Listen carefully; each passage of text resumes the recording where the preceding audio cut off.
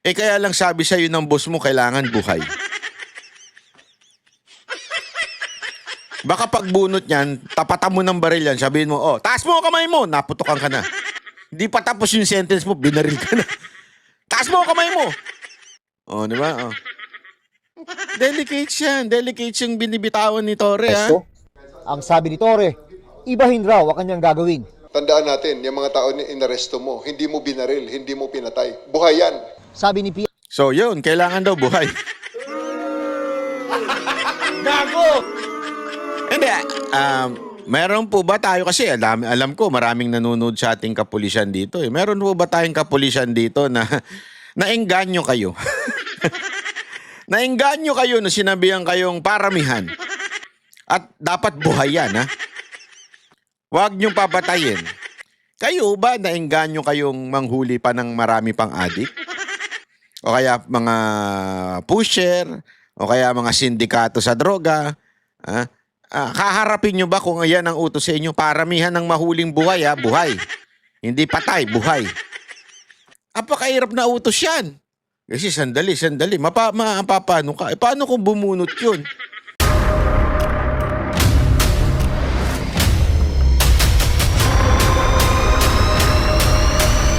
Bago tayo mag-umpisa, baka pwede nyong i-like ang video na to.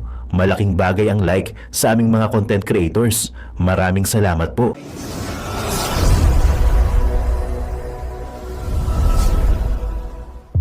Nagsimula yung pagiging hindi profesional nung si Marbil. Mas dinagdagan mo pa si Torre pa ginawa mong PNP chief. Diba? So yun po ang ipinapaliwanag lamang po natin dito. Parangal ang hanay ng ating mga kapulisan. Bilisan ang investigasyon sa mga kaso laban sa mga pulis na lumabag sa batas. kasama sa mga pangunahing tututukan ni Torre ang kampanya kontra droga. Ang direktiba ni Torre sa mga pulis, paramihan ng maaresto. Kasama sa metrics natin ang number of arrests. Paramihan. Sige. Paramihan. Those are the things that primarily will be the metrics of performance of individual policemen. Paramihan daw ng arrest.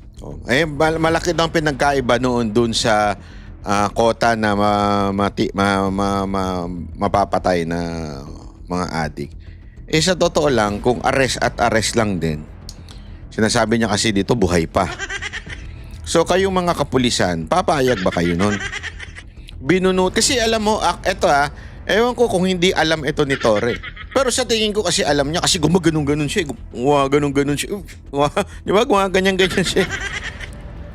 Pag inaresto mo ang adik po, lalo na pag nagse-session na yan, para pong praning yan. Para pong nakakakita ng demonyo yan kahit walang demonyo sa paligid. Kaya nga adik praning di ba? Kaya nga yung isang definition ng adik is praning na praning Kasi nakakarinig ng boses yan, nakakakita ng kung ano-ano. Kaya pag aarestuhin mo ang adik, pag yan may baril, talagang puputok yan. Puputok yan. Sabi ni Torre, sa mga pulis, paramihan ng aresto. So wag niyong barilin, ha? Yung ba sinasabi mo, Torre? Pag bumunot ng baril yung adik o yung pusher, wag barilin, hulihin lang. Di kaya maubusan tayo ng mga pulis. Yung reward system. Matatandaan ng investigasyon ng House Squad Committee tungkol sa gyera kontra droga ng Administrasyong Duterte. Ibinunyag ng ilang opisyal ng pulisya na may kailangan silang maabot na quota ng mga aarestuhing drug suspect. Kaya tanong kay Torre, baka mauwi na naman sa paglabag sa karapatang pantao kapag nagparamihan ng aresto. Grabe yung yung packaging ng media, no. Baka mauwi na naman. Hindi, di ba? Kitang-kita nyo kaagad yung packaging ng media na parang ang sama-sama nang nangyari nun. Di ba? Alam mo, ito yung hindi nila matanggap talaga Na ang mga Duterte o si Pangulong Duterte ay talagang ginawa niya ang lahat para matigil ang droga sa Pilipinas. At yan po ang nagresulta ay bloody. Bakit? Kasi nga po, talagang seryosong pagtutugis sa mga pusher, sa mga adik, di ba? Ladies and gentlemen, Sabi ko nga sa inyo, walang pusher, walang addict na hindi papalag pag hinuli. Addict na nga eh. Papalag talaga yan. Kaya nga nakakatakot itong direktiba ni Torre sa PNP. Hulihin nyo. Kailangan buhay. Delicate yan. Hindi, paano ko lumaban? Eh, syempre, ang bilin sa'yo. Oh, kailangan buhay, paramihan ng buhay. Ikaw, pulis, hindi, ilagay mo yung sarili mo sa isang pulis. Huhuli ka, tas biglang bumunot. Eh, kaya lang sabi sa'yo ng boss mo, kailangan buhay. Baka pagbunot niyan, tapatan mo ng baril yan, sabihin mo, oh, taas mo ang kamay mo, naputokan ka na. Di pa tapos yung sentence mo, binaril ka na. Taas mo ang kamay mo. Oh, di ba? Oh. Delicate yan. Delicate yung binibitawan ni Torre, ha? Pesto. Ang sabi ni Torre, ibahin raw ang kanyang gagawin. Tandaan natin, yung mga tao na inaresto mo, hindi mo binaril, hindi mo pinatay. Buhay yan. Sabi ni So, yun. Kailangan daw buhay. Gago! Hindi, meron po ba tayo kasi alam ko maraming nanonood sa ating kapulisan dito eh. Meron po ba tayong kapulisan dito na naengganyo kayo? Naengganyo kayo na sinabihan kayong paramihan. At dapat buhay yan, ha? Huwag niyong papatayin. Kayo ba naengganyo kayong manghuli pa ng marami pang adik? O kaya mga pusher? O kaya mga sindikato sa droga? Ha? Kaharapin nyo ba kung yan ang utos sa inyo? Paramihan ng mahuling buhay, ha? Buhay. Hindi patay, buhay. Apakahirap na utos yan. Kasi sandali. Paano ka? Paano kung bumunot yun? Yun, magandang hapon sa inyo mga kababayan. So hapon na, medyo madilim-dilim na dito. So panibagong vlog tayo mga kababayan. It's me again, Boy Sardinas, isa sa membro ng Banateros Vloggers. So yan mga kababayan ha, napanood nyo, preview pa lang ni Boss Banat Bay. Okay, you need to watch this full video. So magkomentaryo tayo sa video ni Boss Banat Bay. Okay mga kababayan, kita nyo no, itong si Torre, may bagong pautos sa mga PNP, kota-kota. Wow, si Mr. Torre, General Chief PNP na ng PNP, no? Balak gayahin si Tatay Digong. Ay nako, hindi niyo kayang gayahin yan boss si Tatay Digong. Kasi yung kanyang pagtatrabaho about sa ganyan ng mga kota-kota, okay? Ay talagang pinag-isipan yan. Hindi yan yung parang mayabang lang, okay? Yung yabang ni Tatay Digong saka yung yabang mo, hindi yan uubra sa taong bayan. Kita-kita naman namin talaga na yung pagkasalita mo hindi naman mula sa puso. Kaya walang humahanga sa iyo, Mr. Torre. Okay. Ganito kasi mga babayan, no? Itong sabi ni Chief PNP ng Pilipinas. Okay, ang sabi niya rito, kota-kota tayo, kailangan buhay. Parang ibig niyang pasalingin dito sa video na to mga babayan ay wag gayahin yung diskarte ni Tatay Digong na patay o magrugur ng itumba na lang ng itumba. Okay, kasi dito sa video na panood niyo mga babayan, so preview pa lang yan. So sana mapanood niyo yung full video ni Boss Banat Bay. Kung ayaw mo nang panoorin, nakita mo naman yung malulupit na preview. The direct to the point na natin yan, then paliwanag natin. Okay, sa video kasi na to mga babayan, sa sinabi ni Chief PNP Torre, okay, ay dapat daw ay makakota ang mga pulis, hulihin yung mga kawatan, kailangan daw buhay, hindi tulad ni Tatay Digong ginugurgor, no? Ano na yan, talagang burahin sa mundo. Okay, yun ang parang ibig niya sabihin. Analyze natin. Analyze niya ni Boy Sardinas. Bigyan ko kayo ng analyze nyo. Okay, kasi daw, yan ay dapat ay mabuhay. So, ibig sabihin yan, pagka mayroong mga kawatan, no, may hawak na mga armas, hulihin pa rin ng pulis. Naku, paktay na. Kahit sinong pulis ang tanungin nyo mga babayan. No, armado yung dadamputin nyo. Tapos alangan mo, paano mong huhulihin ng buhay yan? Armado yan. Ano sasabihin nyo sa pulis? Ano sasabihin ng pulis? Ay, huwag kang lumaban kasi kailangan namin buhay ka. Yung sabi niya Chief PNP Torre, huwag kayong lalaban. Hindi dapat kayo maging katulad na ginawa ni Tatay Digong na kayo ay magurgur. Paktay ka talaga, paktay mga pulis dyan, mga kababayan. Saka ba naman, siyempre mga sindikato yan. Makaano kayo ng sindikato, makasagupa kayo ng sindikato, mga babayan, makasagupa ka. 100% ba na hindi lalaban yung mga tao na yan? Nako, itong si Tory talaga, paktay ka ngayon kay Boss Banat Bay. Di ba? Yung kanyang pagiging Tory, no? Nag-ano siya may naging ano siya, nagpadala siya sa mga politics yung baga nagpagamit siya. Kaya yung mga taong bayan, no, mga Pilipino ay hindi believe dito sa Tory na to. Ewan ko, si BBM na lang talaga ang humanga sa kanya dahil biruin mo ba naman? Abay, napakabilis ng promotion. Abay, siyempre, ikaw ba naman hindi po promote ni BBM? Siya lang gumawa niyan. Hinuli si Tatay Digong nang walang warrant, nasa cellphone lang. Isang ka pa naman yan. Isang ka ba naman kumuha ng utak, aray? Di ba? Binasa na sa cellphone. Ikaw ba naman mga kababayan? May warrant ka, ipakita mo, dapat mabasa ni Tatay Digong, hindi mo nga binigay Mr. Tory yung warrant ng ICC na ibigay mo sa kanya, pinabasa mo, binasa mo na sa cellphone. My God! Diyos ko! Nanggigigil ako sa video na to Di ba? Hulihin mo si Tatay Digong sa cellphone, tapos naging PNP chip ka pa. My God! Kayo mga babayan, mga nanonood ngayon, medyo gabi na, pensya na kayo kasi para ma-edit ko na tong video na to. Manggigigil ho kayo. Kayo na po magusga sa video mapapanood nyo. So ganito, para mas mapadali yung ating content, you need to watch the full video kay Boss Banat Bay. Yan yung boss namin, si Boss Banat Bay. Yan yung mapapanood nyo pagkatapos ko magsalita. Please panoorin nyo. Ang lupit nito. Ito, si Boss Banat Bay lang ang nakakagawa ng ganitong mga content.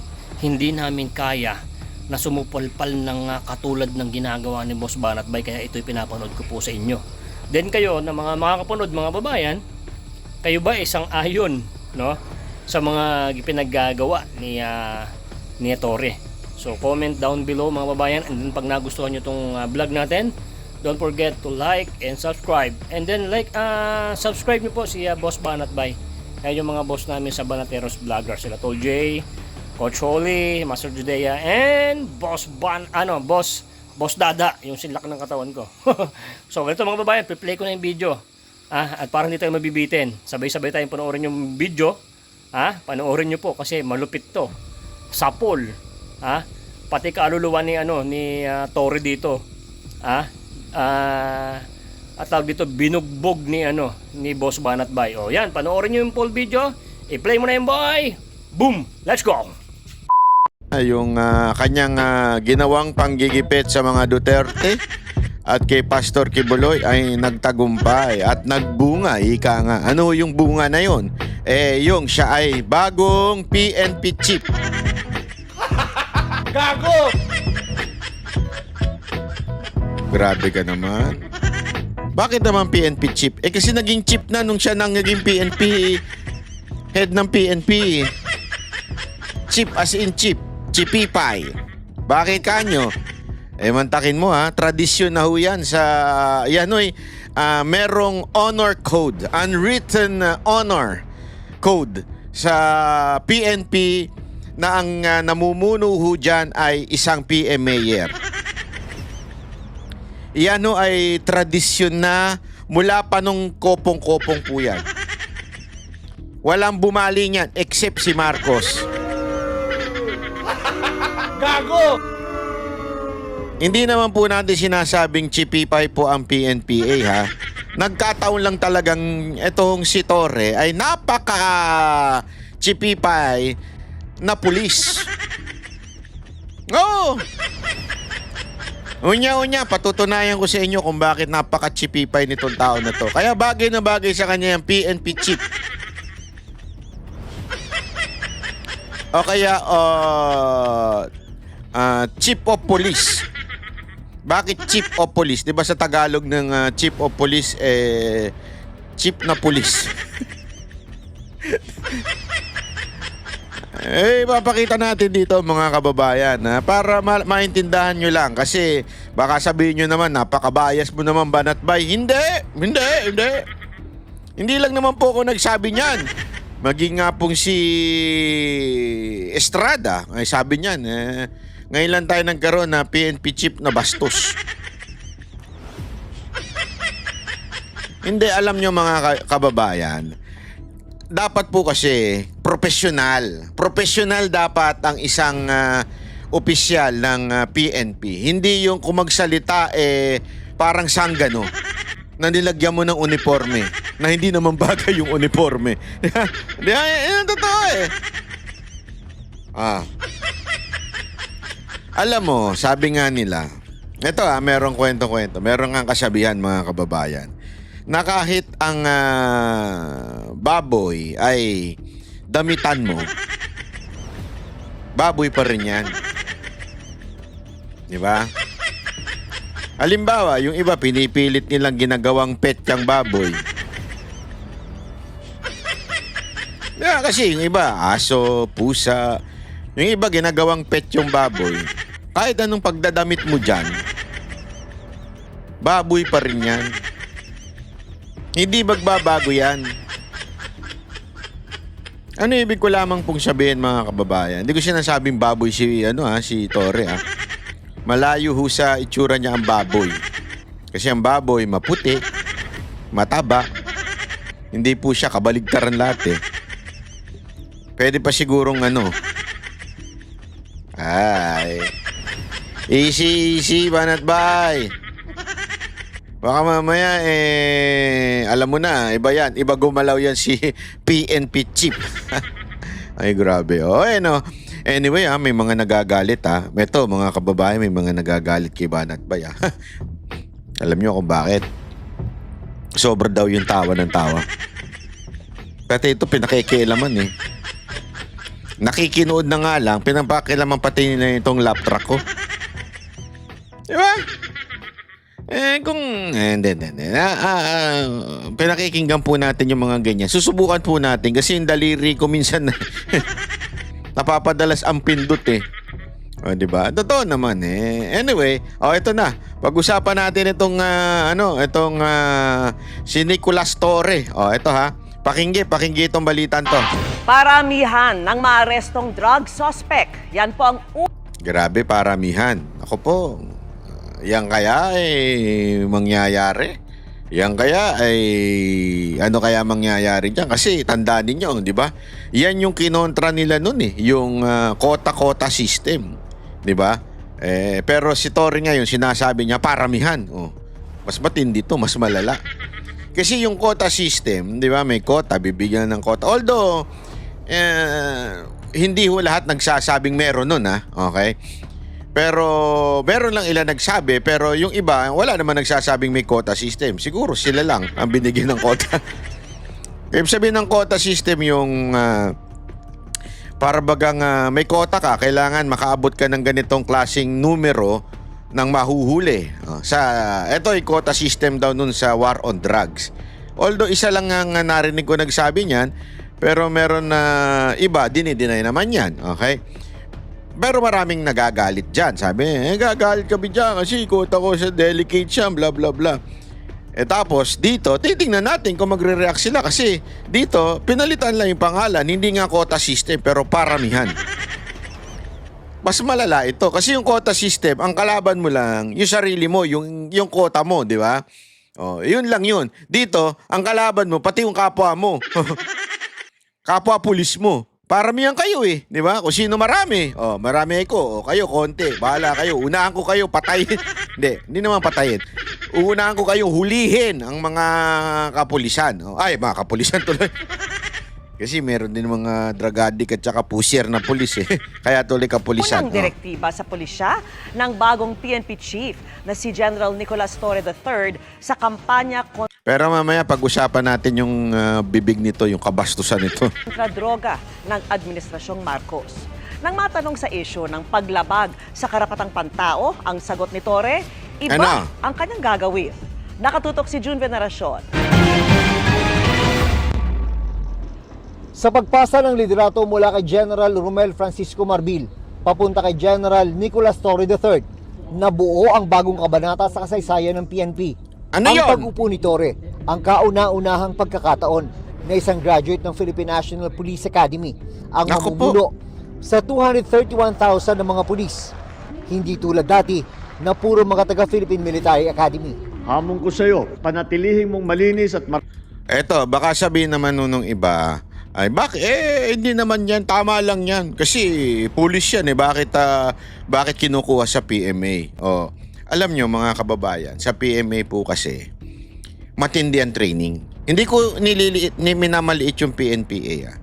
Pero kakaiba ho kasi ang training sa talagang the best of the best. Kaya nga pag graduate ka ng PMA, it's either you will go sa military, may ranggo ka na kaagad, or sa kapulisan, may ranggo ka na kaagad. Bakit to ganun? Hindi ko ito invento, ha? Bakit may ganong klaseng may ranggo ka na kaagad pagka graduate ka ng PMA? Kasi nga po, ginagalang ng institusyon ng bansang ito na paggaling doon, matindi ang disiplina. Paggaling doon, matindi ang training. Malalim.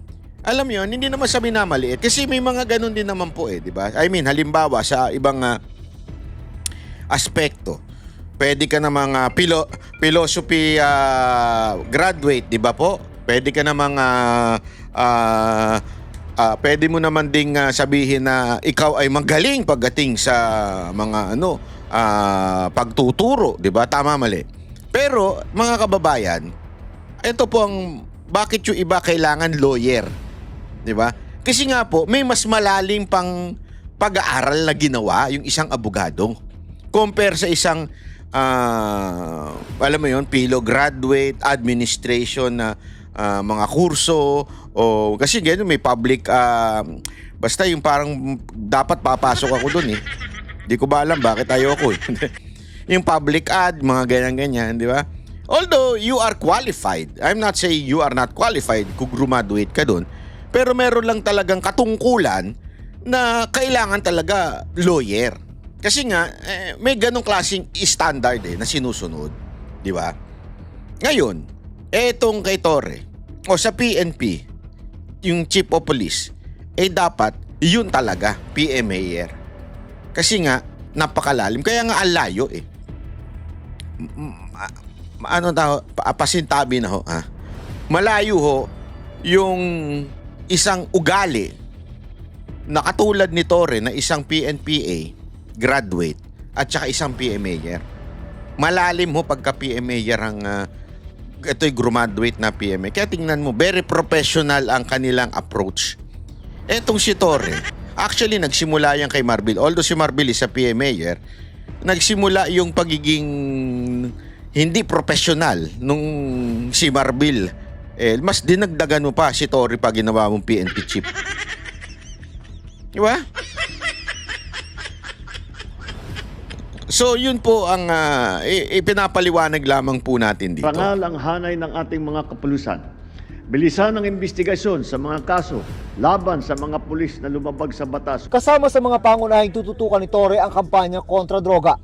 Ang direktiba ni Torre sa mga pulis, paramihan ng maaresto. Kasama sa metrics natin ang number of arrests. Paramihan. Sige. Paramihan. Those are the things that primarily will be the metrics of performance of individual policemen. Paramihan daw ng arrest. Malaki daw ang pinagkaiba noon dun sa kota na mapapatay na mga adik. Sa totoo lang, kung arrest at arrest lang din, sinasabi niya kasi dito buhay pa. So kayong mga kapulisan, papayag ba kayo nun? Binunot. Kasi alam mo, ewan ko kung hindi alam ito ni Torre. Pero sa tingin ko kasi alam niya kasi gumaganon-ganon siya. Gumaganon-ganon siya. Di ba? Gumaganyan-ganyan siya. Pag inaresto mo ang adik po, lalo na pag nagse-session na yan, para pong praning yan. Para pong nakakakita ng demonyo yan kahit walang demonyo sa paligid. Kaya nga adik praning di ba? Kaya nga yung isang definition ng adik is praning na praning Kasi nakakarinig ng boses yan, nakakakita ng kung ano-ano. Kaya pag aarestuhin mo ang adik, pag yan may baril, talagang puputok yan.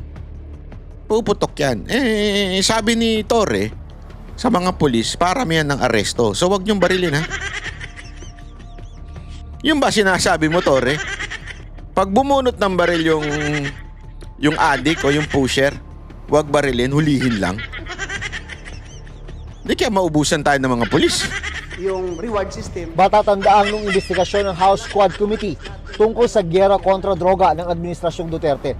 Ibinunyag ng ilang opisyal ng pulisya na may kailangan silang maabot na quota ng mga aarestuhing drug suspect. Kaya tanong kay Tore, baka mauwi na naman sa paglabag sa karapatang pantao kapag nagparamihan ng aresto. Grabe yung yung packaging ng media, no. Baka mauwi na naman. Na naman. Hindi, 'di ba? Kitang-kita nyo kaagad yung packaging ng media na parang ang sama-sama nang nangyari nun. 'Di ba? Alam mo, ito yung hindi nila matanggap talaga eh. Na ang mga Duterte o si Pangulong Duterte ay talagang ginawa niya ang lahat para matigil ang droga sa Pilipinas. At yan po ang nagresulta ay bloody. Bakit? Kasi nga po, talagang seryosong pagtutugis sa mga pusher, sa mga addict. Diba? Ladies and gentlemen, sabi ko nga sa inyo, walang pusher, walang addict na hindi papalag pag hinuli. Addict na nga eh. Papalag talaga yan. Kaya nga nakakatakot itong direktiba ni Torres sa PNP. Hulihin nyo. Kailangan buhay. Delicate yan. Hindi, paano kung lumaban? Syempre, ang bilin sa'yo. Kailangan buhay, paramihan ng buhay.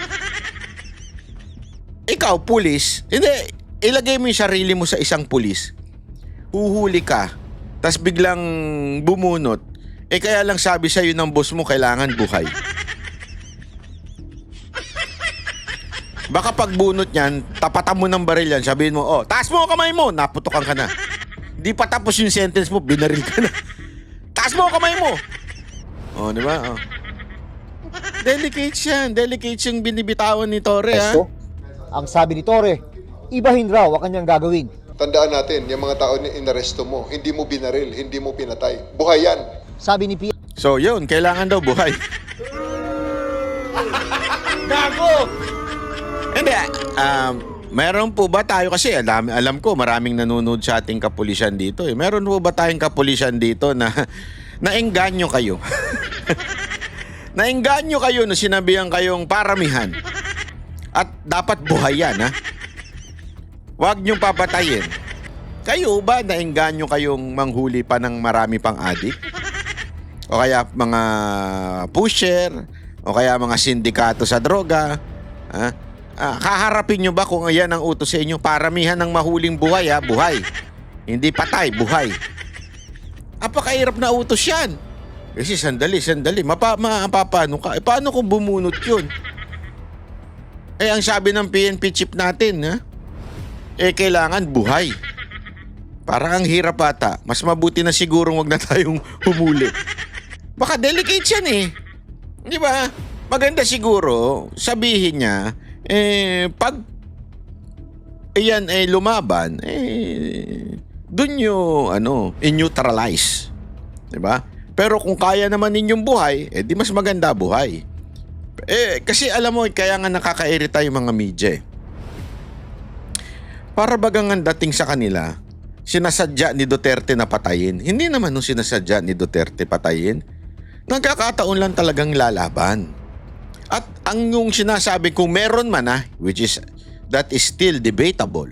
Kung meron man na quota system, hindi naman ibig sabihin quota ng maraming napatay. Yung quota system na yun, malamang nahuli. Nagkakataon lang, lumalaban nga, kaya maraming namapatay. Kasi kung siseryosohin mo talaga ang panghuhuli sa mga addict, pusher, talaga hong lalaban at lalaban yan. Subukan ninyong pumasok sa mga drug den. Subukan ninyong pumasok sa mga iski-iskinita para hulihin itong mga addict na to. Sa tingin nyo, pahuhuli ng buhay ang mga yan? Hindi pahuhuli ng buhay yan. Lalaban at lalaban po yan. Siyempre mga kababayan, alam nila kung saan sila pupulutin pag sila nahuli. Alam nilang, kasi tandaan ninyo, non-bailable yan. And they know what kind of jail they will go. Non-bailable yan. Madali ka makonvict dyan. So lalaban ka at lalaban ka kung may pagkakataong kang lumaban. Kaya this is a dangerous na utos. Kailangan buhay pero paramihan kayo. Ano to, may contest? Sana lang, sinabi ni Torre na ano lang, basta paramihan kayo, pag lumaban, di depensa nyo sarili nyo. Pero pag hindi lumaban, mas maganda buhay. Ganun sana eh. Kaya lang hindi. The requirements dapat buhay. Delicates talaga yan.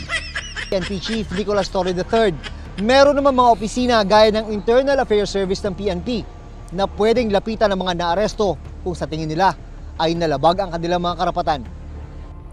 Talaga? Talaga? Talaga lang?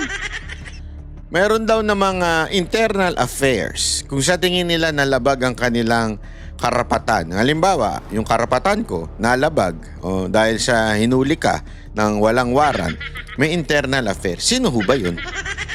Di ba under din ni Torre yun? Under din ng pulis yun? Sa tingin nyo ho ba kakampihan ng internal affairs? Ay, sorry hindi ko minamaliit ang internal affairs. Pero sigurado tayo, lalong-lalo na if that is political, sure tayo hindi kakampihan yan. Lagot sila kay Torre. Di ba doon na nga lang sa paghuli kay Pangulong Duterte? Ang daming nilabag nun. Sa tingin nyo ba kung sakasakaling humingi ng tulong ang ating dating Pangulong Duterte sa internal affairs, aasikasuhin ng internal affairs yun? At sila po ay ikukonvict nila si Torre? That's bullshit. Totoo, di ba? Would you convict your boss? Paano kung si Torre mismo yung lumabag? Which is, hindi ko sinasabing nangyari, pero may nangyaring questionable. Di ba? Merong questionabling pangyayari na sinasabi ng ilang abogado na ito'y may paglabag sa due process. So, yun na nga ang tanong dun eh. Internal affairs, are you ready to convict your boss? That's impossible. More than impossible. Hindi totoo, di ba mga kababayan? Napakalabo ho nun. Para sabihin natin dun sa mga, ano na yan? Dating Pangulo na yan. Paano pa kaya kung ikaw isang ordinaryong tao, walang kakayanang i-publicize yung nangyari sa yung pagmamalupit ng PNP? Di ba? So ano solusyon? Kailangan talaga trusted natin yung PNP chief. Never na mulitika. Pero sad to say, record? May record. May record si Torre na namumulitika, kaya nga siya 'di ba na persona non grata sa isang lugar? Kasi nga namulitika siya. Nung may nagsiga-siga sa Quezon City, doon pa lang kinampihan niya na yung kabaro niya. Pinag-press-con pa. Galit na galit pa Ano nangyari? Sa kahihiyan ni Torre, nag-resign siya. Etong sa KOJC. Isang malaking kalapastangan sa batas niyan. Bakit to? Remember, yung warrant, iba ang pangalan, hindi si Pastor Kibuloy, pero ang hinalughog ay ang KOJC. Doon pa lang, sobrang politika na nun. Etong kay Pangulong Duterte, isa pa yan. Ang linaw-linaw ho doon sa Rome Statute na kailangan dalhin sa local court. Dinala ba ni Torre? Hindi. So, kung record lang na namumulitika, ladies and gentlemen, ang perfect na halimbawa niya si Torre. Kaya nga, pinagtatawanan po yan ng marami, hindi lamang po ng mga Duterte supporter, kahit po ng ilang mga non-political, hindi ko na lang mapangalanan, pero marami hong mga opisyal na nasagasaan talaga at naiinis. Bakit? Alam nila kasing hindi profesional etong si Torre. Alam nilang namulitika si Torre at alam nilang kaya naman na ilagay sa posisyon niyan dahil sumipsip lang. Ang daming kapulisan. As a matter of fact, may iba nagme-message pa nga sa akin eh. Hindi ko na lang masagot eh. Kasi syempre, ayaw din nila mabanggit yung mga pangalan nila kasi boss nila eh. Pero naiinis sila sapagkat talaga kay Torre. Isang kawalang niyaan daw. And, ladies and gentlemen, what is my perfect evidence? Walang iba kung hindi yung absentee voting ng mga uniform personnel. Imaginein mo, mismong PNP ay hindi sang-ayon sa mga desisyon na ginawa ng ating Pangulo. Kasama na po dyan yung panggigipit sa ating dating Pangulong Duterte. So doon pa lang, kitang-kita mo na ayaw nila. Ladies and gentlemen, sino ho ba ang namuno doon sa pagdadala kay Pangulong Duterte sa Netherlands? Walang iba kung hindi si Torre yun. Si Torre ang figure na kinaiinisan ng mga Pilipino. Kaya nga Torre is the most hated PNP chief in the history of the Philippines. Yan po ay nakatalaga na sa kasaysayan. He is the most hated. Why? Kasi the most loved president, siya po ang kumilos ng bastos, napaka-unprofessional ng ginawa niya, at maraming nainis po dyan sa lahat ng kampo, hindi lamang po sa kampo ng mga Duterte. Kahit mga kabaro niya, alam nyo, nung panahon na nakita nila sa video yon, ang dami nag-message sa akin na mga pulis na hindi nila malunok yung ginawa ng mga kasamahan nila. At sino ho bang namuno doon? Walang iba ko hindi si Torre. Tapos siya pang ilalagay mong PNP chief. Kaya talagang isang masasabi nating bullshit yung sinasabi ni Pangulong Marcos na ano ba yun? Yung gusto niya ng peace with the Duterte o gusto niya ng reconciliation. Bullshit po yun. Ano ibig ko sabihin? Talagang isang kasinungalingan. Isa pong walang laman, walang substance. Dito makikita mo na yung interview ni Katunying at saka ni Marcos ay isa lamang scripted at inutos ng PR kung sino mang gumagawa ng PR ni Marcos. Hindi natin alam kung si Katunying ba yun? O baka naman si Katunying ay kinuha lang to interview o to be part of that script. Hindi natin alam.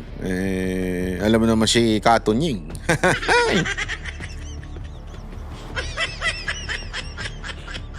Sabi nga, kung nasaan ang pagpapala, dapat nagpapasalamat. Ay.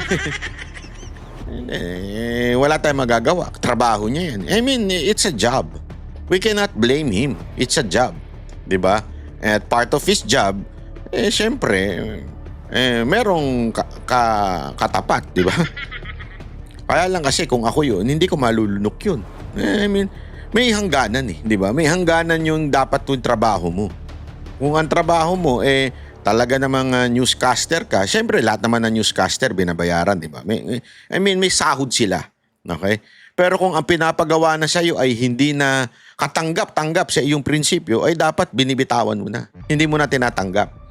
O nilalayasan mo na. Oh. Kung ako yun, kung ako yun. I mean, hindi ko siya sinisisi, pero kung ako yun, hindi ko kaya lunukin yung ganong klaseng ano.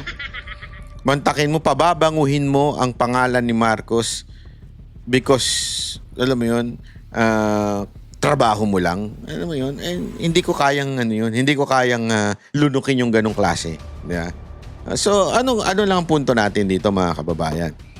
Doon pa lang, alam mo nang hindi totoo o script lang talaga o isang propaganda lamang yung interview na yun na reconciliation. Mantakin mo, i-reconciliation mo, kukunin mong PNP chief ay yung kinagagalitan nung gusto mong i-reconcile na grupo. Di ba? Doon pa lang sa paglapastangan na sa isang religious compound. Di ba? Ladies and gentlemen, this is not about religion. Kahit sino pang relihiyon yun in the future kung gawin uli yun, ipaglalaban ko, sabi ko nga sa inyo, mapa Muslim, Iglesia, o kung Katoliko, kung anong pa mang relihiyon yan. Pag pinasok yan ng pulis at binastos at hinukay, anong mararamdaman ninyo? Ako, ipaglalaban ko yun. Kasi kahit hindi ko paniniwala yung paniniwala nung ginawa na yun, mali talaga yun eh. Kasi tandaan mo, respeto. Alam mo, sa relihiyon, meron kang tinatawag na, di ba, yung maalala ninyo sa Biblia, yung remove your sandals kasi this is a holy ground. Ganun yun eh. Ganun yung treatment ng mga membro. That cathedral na hinukay ni Torre it's a holy ground for them. Tapos doon ka magagawa ng kawalangyaan, huhukayin mo yun, lahat gagawin mo doon without an order from the court. Remember, there is no search warrant. The only warrant is warrant dun sa tao. Hindi mo pwedeng lapastanganin at i-search yun at hukayin mo yung for the sake of gusto mo lang maghukay. Dahil hinahanap mo yung tao na yun. Hindi pwede yun, mga kababayan. You are there to serve the warrant, not to search the place for whatsoever na gusto mong hanaping ginto dyan. Walang ginto dyan. Hindi, alam nyo kasi matagal ng chismis po yan eh. Hindi sila makapaniwala na gano'n kayaman si Pastor Kibuloy. Kasi talaga namang mayaman sila. Mayaman sila, kita mo naman, may eroplano, meron lahat. Alam mo, ako, yan ang unang question ko eh. Kasi sabi ko nga sa inyo, ako na ang tipo ng tao na hindi umuoo ng umuoo. Kini-question ko talaga lahat. Kasi ayoko nung yung basta ka lang sumunod sa tao, basta ka lang humanga. Ako ayoko ng ganun. Ako, bago ako humanga sa isang tao, kaya questioning ko talaga lahat. At isa sa mga kinwestiyon ko yan. At nagulat ako. Kasi nga, sabi ko nga sa inyo, dyan sa KOJC, meron nung silang sinusunod na pattern na nung pattern pa ng mga disipulo noon. Common money. Yan po ay nasa Acts po yan. Book of Acts, common money. Binibigay po sa disipulo. Yung, disipulo, yung mga apostles. Binibigay yung pera ng mga Christian doon nung time na yon, nung pagkawala na ng ating Panginoon noon. Iniipon nila yung pera. Everyone, they give their money, treasure, doon sa apostles. At yun ang ginagamit for the mission. Yan ang inadapt ng KOJC. Kaya mayaman ng KOJC. At ang nagdidesisyon dyan, board, pinaliwanag sa amin yan eh. Kung papaano. At yan po ay naka-define. Talagang nakalagay ho dyan. Ito ang pera. Ang desisyon ng gagaling sa board. Ito, nakasulat, naka-ledger, lahat yan. Lahat ng gastusin. Ganun ho sila. Kaya naman, mayaman yung church nila. And lo and behold, magtataka ka, maraming gamit doon. Eroplano, helicopter, bus, lahat nandoon. Pero ni isa wala sa pangalan ni pastor. Lahat po ay nasa pangalan ng membro. Nasa pangalan ng KOJC. So, hindi ho niya, kaya nga, siguro, malamang sa malamang, kaya iniisip siguro ni Torre noon, ay may ginto siguro to si Hindi niya kasi makita na alam mo, this is a spiritual realm. Ito po ay heavenly principle. O, kung gusto niyo malaman, panoorin niyo yung preaching ni Robert Morris, the first fruits.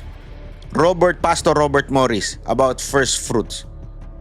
Kasi diyan, may papaliwanag sa inyo na maigi kung ano yung first fruit o yung tinatawag na tithes. At kung gaano bumabaha ang pera pag sinunod mo yung prinsipyo na yan. Yun po kasi ang sinusunod ng KOJC. Kaya madaming pera. Hindi dahil sa ginto. Yang ginto na yan, chismis lang yan.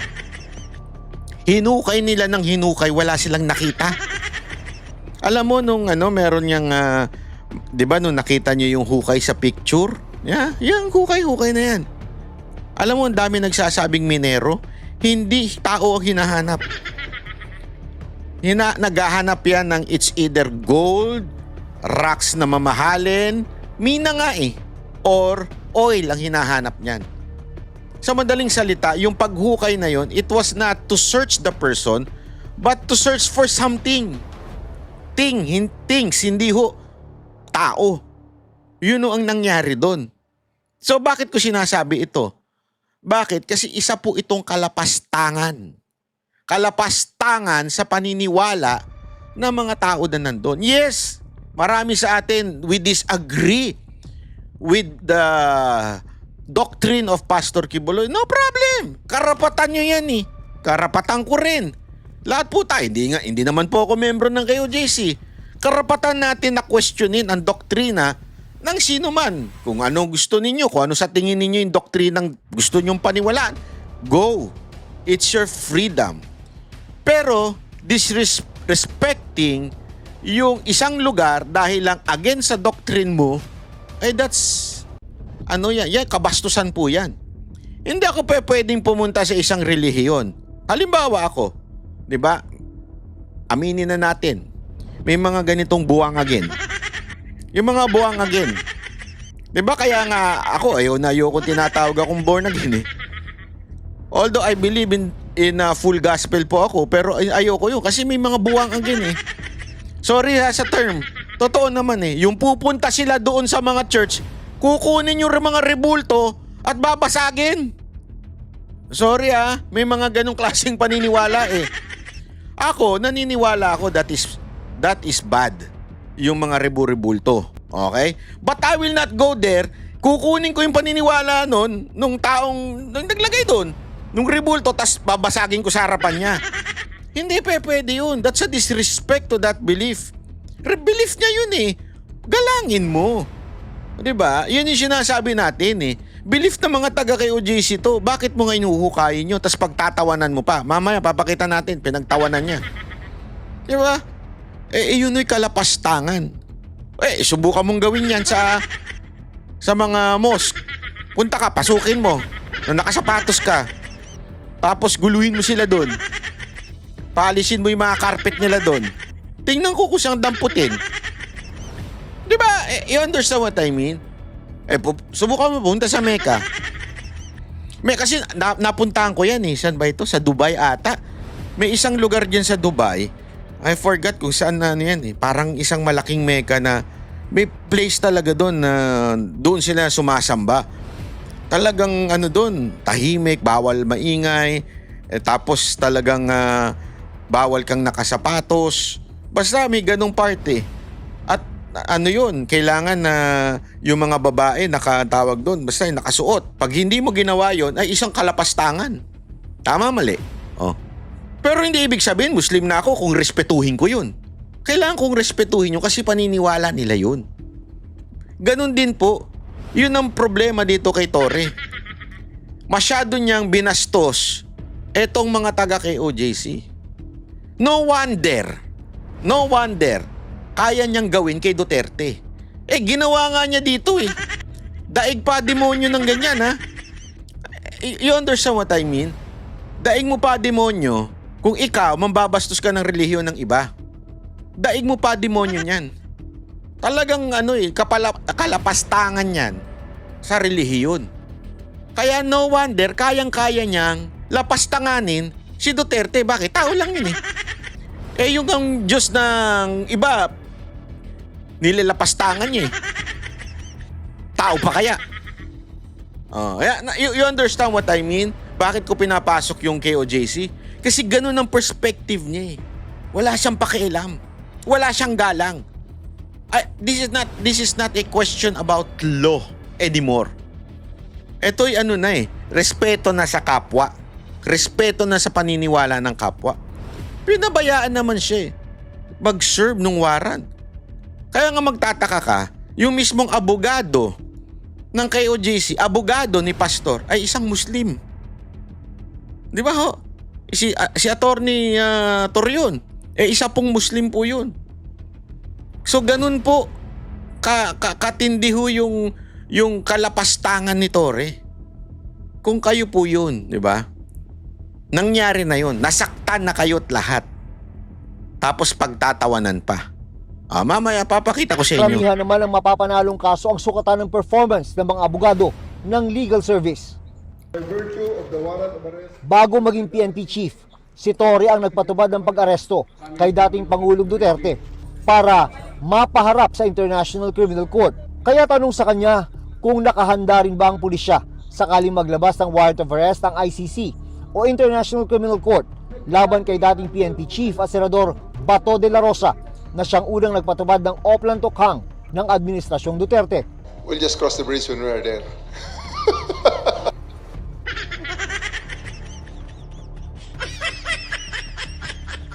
Anong nakakatawa dun? Pareho talaga sila ng amo niyang si Marcos, ano? Naalala ko talaga yung Australian ba yun, reporter? Tinanong siya about doon sa si Marcos, tinanong siya, 'di ba? Ano sagot ni Marcos? Sagot na, "What's funny?" "What's funny?" Tinanong siya ng reporter, 'di ba? Kasi yung pinag-uusapan doon yung ill-gotten wealth ng pamilya ni Marcos, which is nahatulan na. Oh, tapos nung tinanong si Marcos, parang minamaliit niya. "What's funny, Mr. President? What's funny?" Dito, anong nakakatawa dito? Ba't katawa ng tawa? May topak, sir? Di ako nagtatanong lang, ha? Ang seryoso sa ng tanong eh. Paano na yung alam mo na nga questionable yung kay Duterte, tapos kay Bato, ano nang gagawin mo? May topak, sir? But obviously, we are also making contingencies. Patuloy naman ang pakikipag-coordinate ng PNP sa Interpol bilang isa sa mga paraan para mapabalik sa bansa ang dating Duterte Presidential Spokesperson na si Attorney Harry Roque na nasa Netherlands. 2 kapwa akusado ng ni Roque sa kasong qualified human trafficking ang naaresto ng PNP CIDG. Abogado naman si Harry Roque. Di harapin niya. Kasi ito yun yung kaso na hindi mo na pwedeng dalhin sa kalsada o para rally. Sa ilalim ng kanyang pamumuno, wala raw padri-padrino kung promotion ng pag-uusapan, sabi ni Torre. Ang career growth ng pulis ay nakabase sa kanilang performance. Tulad na lamang ng pagsunod sa patakaran ni Torre na 3-minute response time ng mga pulis sa mga pangunahing urban areas sa buong bansa. I would like to tell my people to give your best because kung hindi nyo kayang gawin, may papalit sa inyo na magsusubok din na gawin ang mission. So, Talagang delikado ho itong estilo ni Torre, no? Parang gusto niyang itulad dun sa style niya eh. Na, hindi, basta gawin nyo. Oh. Kung hindi, kayo, ipapalitan kayo. Parang gusto niya bang ituring ang lahat ng kapulisan natin na katulad nung kanya? Ladies and gentlemen, this is going to be a disaster. Yung ganitong klaseng attitude ng PNP chief. Delicate so ito. Kasi ito, mapakita ko sa inyo, ha? Ito yung sinasabi ko sa inyo, yung tinawanan eh. Sabi ko, napakabastos nitong taon to. Pati din yung mga media, bastos din. Ibang usapan naman yung hahanapin ka namin. Ibang usapan yun. Gagamitan kita ng life and heartbeat monitor para mahanap. Diba? And for that, pag nagtago ka, mga 16 days. Hindi pwede yung 3-minute response doon, ano ba? Ibang usapan naman yun. May topak to si sir. Sorry, ha? May topak yan. Pagkaganyan. Sir, hindi tama yung ganyan yung attitude. Hindi, hindi maganda yan.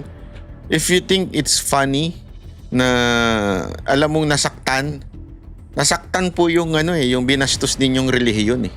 Nasaktan po sila sa pag-uukay ninyo, tapos pag gagawin pong katatawanan yung heartbeat na in reality, palpak yun.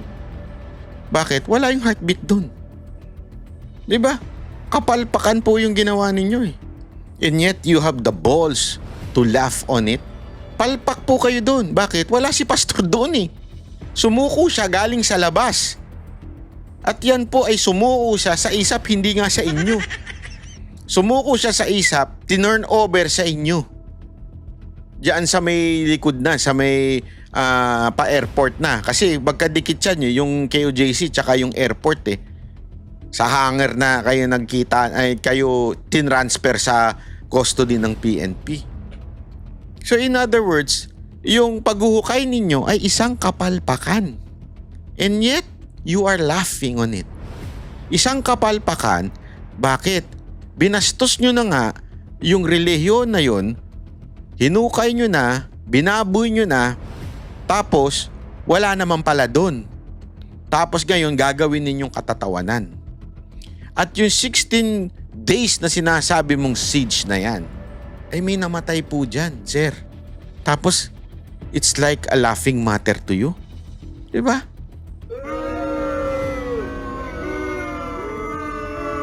This is the kind of PNP chief we have right now. At yan po yung mga Duterte supporter din, pinagtawanan ninyo. Hindi ho tama yan, sir. Yan po ay isang kalapastangan sa paniniwala ng ibang tao. Pwede naman parang akin this is sobra na. Para sa akin po, sobra na ho ito. I mean, hindi na nga nagrereklamo sa'yo ngayon yung mga taga kay OJC. As a matter of fact, meron nga ako nabasang isa sa mga membro nila na ipinapa sa Diyos na yung ginawa mo. Tapos ikaw, eto sandali papakita ko yun. Wait lang para lang maintindihan nyo po. Ito si Ma'am Tina.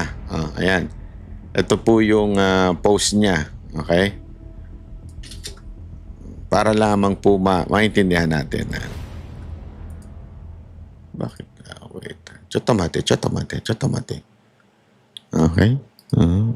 Ito. Ito. Ayun. Ayan. Ito, sabi niya. When pierced by injustice, what do you do when you feel a pain so deep? It doesn't just ache in your heart, it settles in your bones. Pag masyado daw masakit, hindi lang sa puso, hanggang buto ang sakit. When your soul has been pierced by injustice, when hatred stands at the door of your heart, inviting you to be one with it. Ibig sabihin, kahit sobrang sakit dahil sa injustice, nandyan na daw sa pinto mo yung galit. Ika nga.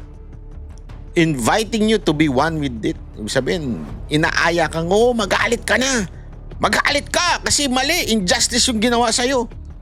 It is in that moment when our spirit are crushed and injustice feels louder than peace. Sa tindi daw nun, talagang matindi pa. More than yung spirit mo na crush, ibig sabihin, nawasak.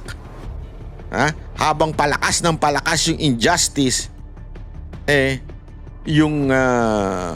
that we hear the gentle voice of our beloved pastor. Not angry, not forceful, not vengeful, and he says, you must learn how to forgive. Yan po ang laging sinasabi ni Pastor Kibuloy sa kanila. And just like that, his words, few but powerful, feels like a soothing balm, like sunlight breaking through a long dark night. Suddenly, we remember who we are. We are not what pain want us to become. We are not that bitterness trying to take root. We are sons and daughters of the Almighty Father. Forgiveness is not a sign of weakness, but of divine strength. He said, we rise above our enemies and we forgive. Wow! Malakpakan natin yan. Malakpakan po. And as we release our grief in the thoughts of revenge, peace comes. Not the peace of the world gives, but the kind only He can give. Yan po yung peace ng ating Panginoong Hesus. The peace that passes all understanding. And in that quiet surrender, we hear Him again. This time with the authority and assurance, vengeance is mine, says the Lord. And so we weep, not because we are weak, but because we are finally free. Happy Sunday, everyone. Ito po ang nararamdaman ng mga taga kay OJC ho. Ano po yun? Diba? Galit, and yet because they have learned to forgive, that's why they have peace. And they are now free from hatred because they have learned how to forgive. Sobrang sakit, ika nga. Yun yung unang intro nung caption na yun. Sobrang sakit. And yet, because our Father in Heaven says, learn to forgive. Diba? Yun ang ginawa nila. They forgive kung sino yung mga nakasakit sa kanila. Ganyan ang attitude ng mga taga kay OJC. Habang etong ng ape, ganyan ang attitude, patawa-tawa lang. Now, sinong demonyo? Hindi. Diretsuhan tayo mga kababayan. Eto, wala hong kasi marami nagsasabi diyan. Alam naman po natin ganyan ang ganyan ang tao eh. Ang tao talaga mabilis mag-judge, 'di ba? And kasama po ako diyan. Mabilis mag-judge. Si pastor rapist 'yan. Yung kay OJC, mga yan, mga abuser yan. Sa pamumuno ni pastor. Pero makikita mo, nung dumaan sila sa problema, yung attitude nila, hindi, makikipaglabang kami, papatay namin yung mga nang-api sa amin. Hindi ganun. Anong attitude? Learn to forgive. Diba? We forgive them. Bahala na si Lord. Kaya nga, vengeance is mine, says the Lord. Bahala na si Lord. There will be justice one day. Maybe not here on earth. Maybe pag kinuha na ni Lord si...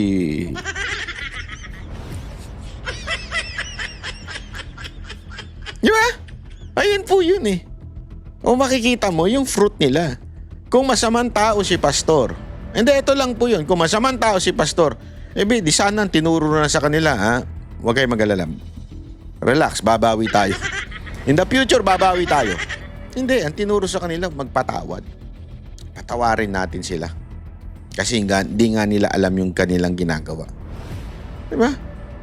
Doon, makikita mo talaga kung sino yung godly at sino yung demonyo. Sige. Yan yung taga kay OJC. At ito naman yung nag-usig, di ba? Papakita ulit natin ito nag-usig. Ibang usapan naman yung hahanapin ka namin. Ibang usapan yun. Gagamitan kita ng life and heartbeat monitor para mahanap. Diba? And for that, pag nagtago ka, mga 16 days.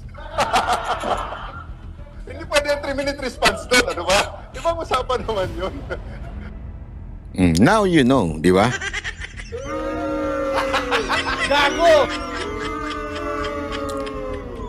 And take note, ladies and gentlemen of the Philippines, yan ang pinuno ng PNP ngayon.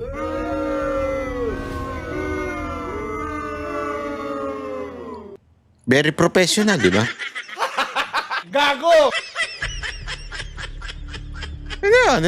Very, very professional ang datingan.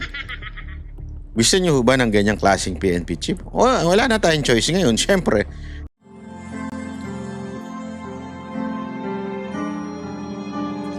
Melody ng song.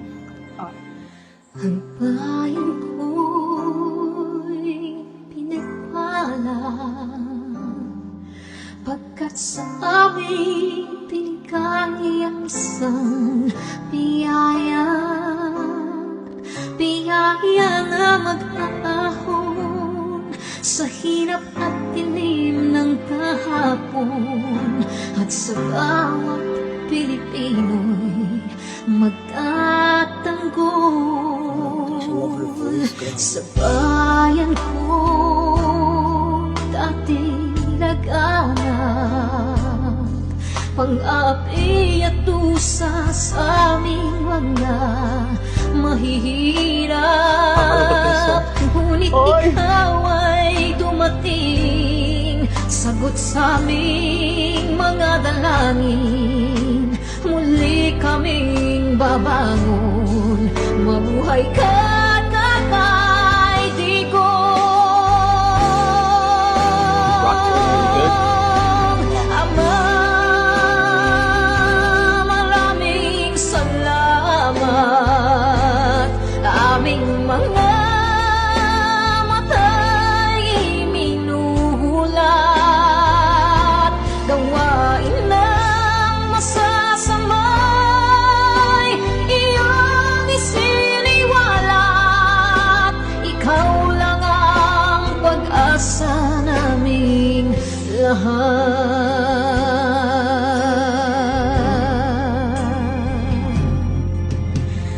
Bayan ko, Pinamatan niya ako kung iyak ako.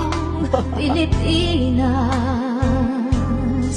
muling makikilala at itataas. Katahimik ay maghahari sa ating puso'y mamamayani. Mga ngiti sa labi, di mapapawi.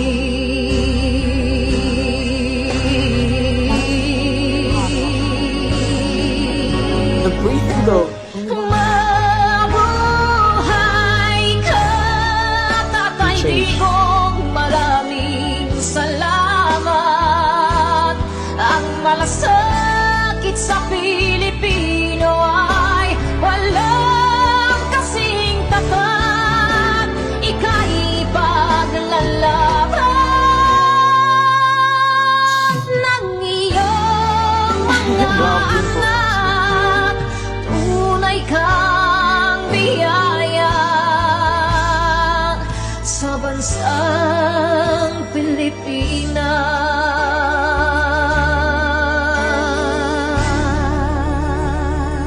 Haba. Gosh. Irene Oika. Nay, ito na yung bayad ko sa isa, ano? O, kunin mo yung isa. Isa muna, iyan, oh. Tapos, isa pa, di ba? 4 dapat na sardinas, eh. O. O, yan. 3 na. Pang-4 na sardinas. O, okay na.